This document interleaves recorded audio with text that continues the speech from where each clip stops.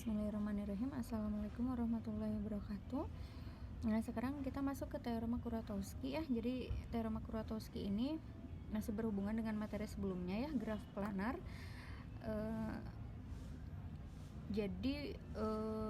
Teorema Kuratowski ini berguna untuk menentukan dengan tegas keplanaran suatu graf gitu. Nah, graf Kuratowski itu ada dua ya. Yang pertama adalah yang ini ya. Ini adalah graf lengkap K5 kan.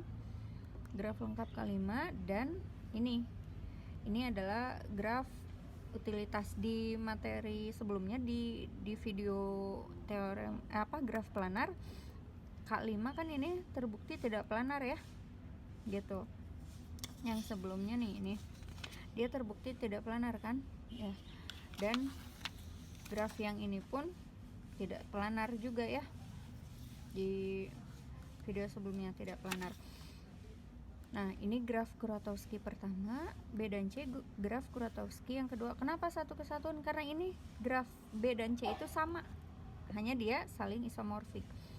Jadi ya gambarnya berbeda, cuma ini adalah graf yang sama, atau B dan C ini graf yang saling isomorfik.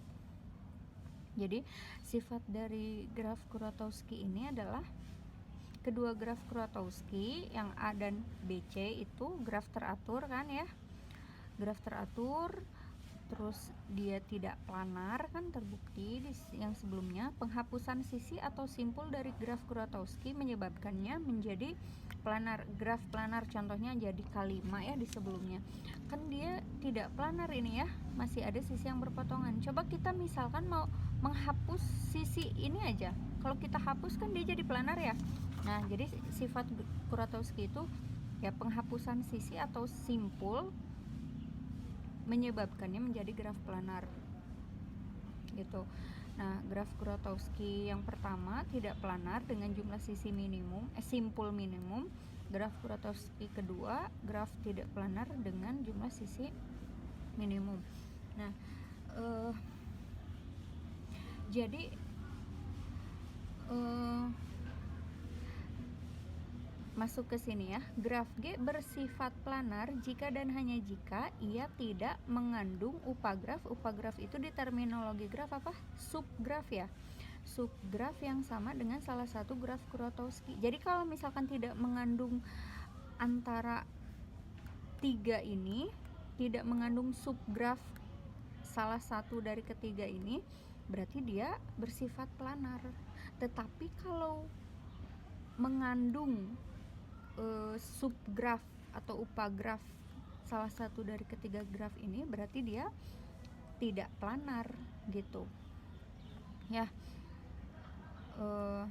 Atau homeomorfik dengan salah satu dari keduanya. Jadi homeomorfik itu kalau kita menghapus simpul yang berderajat 2 nih, dari G1 ke G2 kan kita menghapus simpul V ya yang berderajat 2. Nah, jadi boleh kita mengubahnya menjadi seperti ini.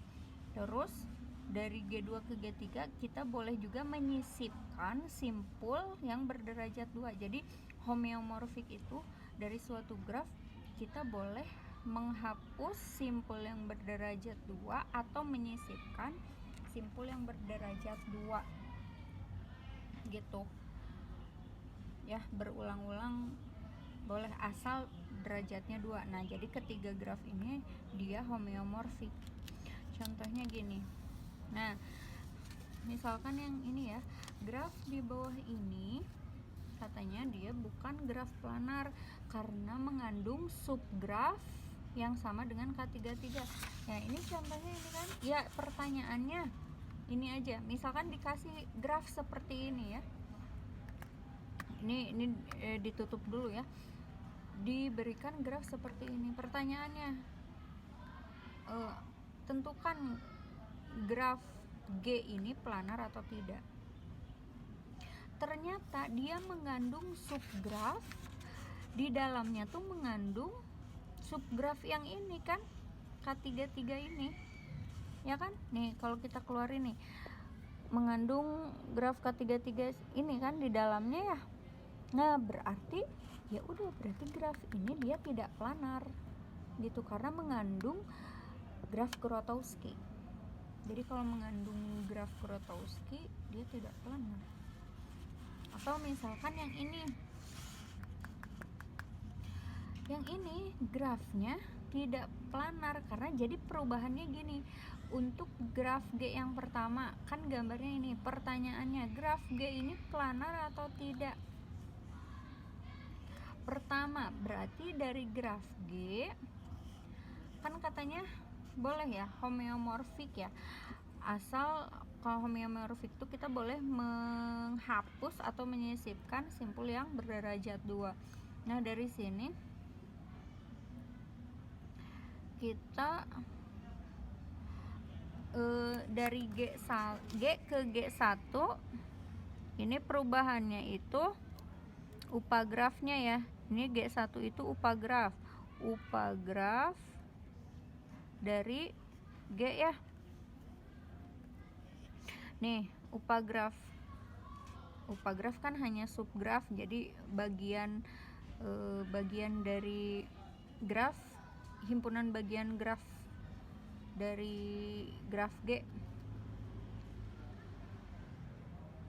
Nah, seperti ini kan upagrafnya ya, berarti kan menghapus simpul ini ya. Nah, udah jadi seperti ini upagraf dari G. Nah, sekarang dari G1 ke sini gimana? Pakai sifat yang homeomorfik tadi, menghapus, menghilangkan atau menyisipkan simpul berderajat 2. Kebetulan dari G1 ke K5 ini dia menghapus nih simpul I, B, D, F, karena ini masing-masing dia berderajat 2 kan. Jadi boleh nih perubahannya dihapus. Oh, ternyata jadi seperti ini kan. Jadi graf K5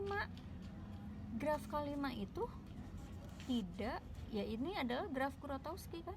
Oh, berarti graf G ini dia tidak planar, karena ternyata setelah melalui proses perubahan, aturan perubahan ya, bisa bentuk upagraf atau homeomorfik atau isomorfik, ya ternyata mengandung graf K5, yang artinya K5 itu graf Kuratowski yang tidak planar. Oh, berarti ya graf G itu tidak planar gitu ya. Contoh lainnya misalnya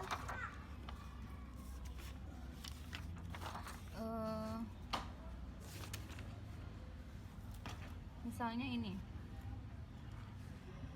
graf segi 6,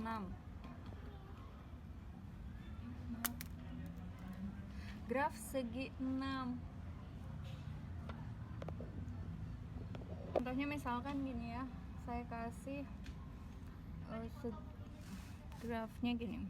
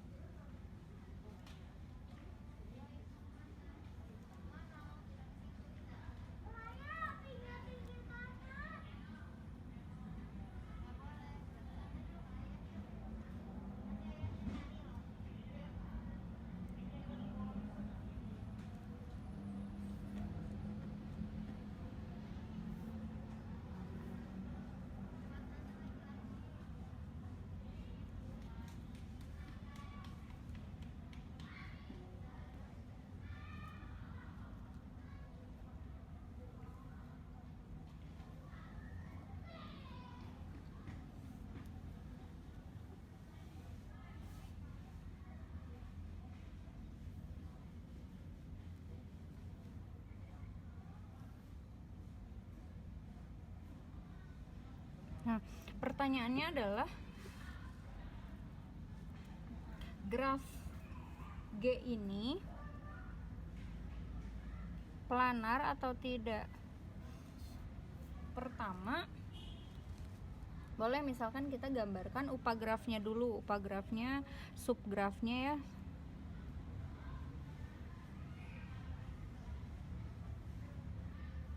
kita ambil subgrafnya, menghapus sisi yang ini ya, sisi yang ini nih, yang di dalam ini. Jadi gini,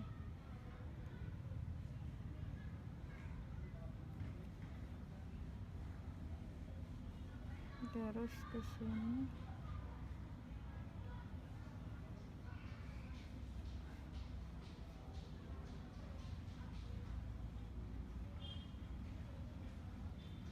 Nah gini ya, berarti ini 1 2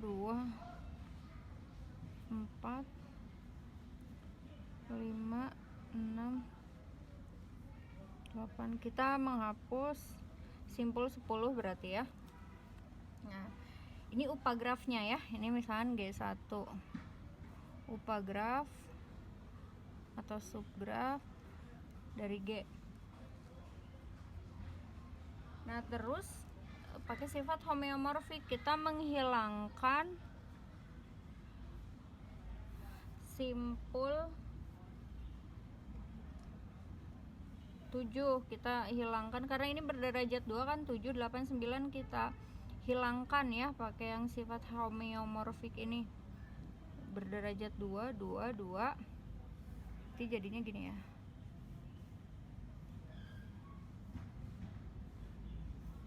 Jadi ini 1 2 3 4 5 6.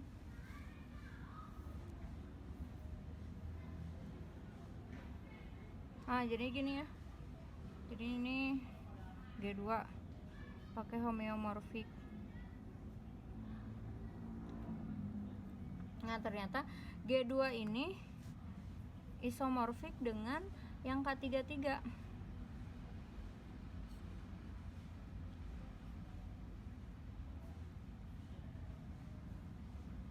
Nah ya,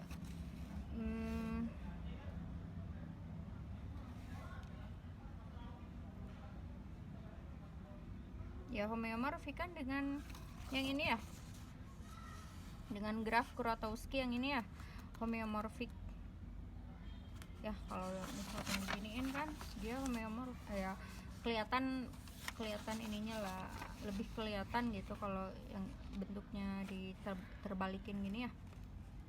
Sama kan, ternyata graf ini mengandung graf Kuratowski. Oh berarti graf G ini dia tidak planar,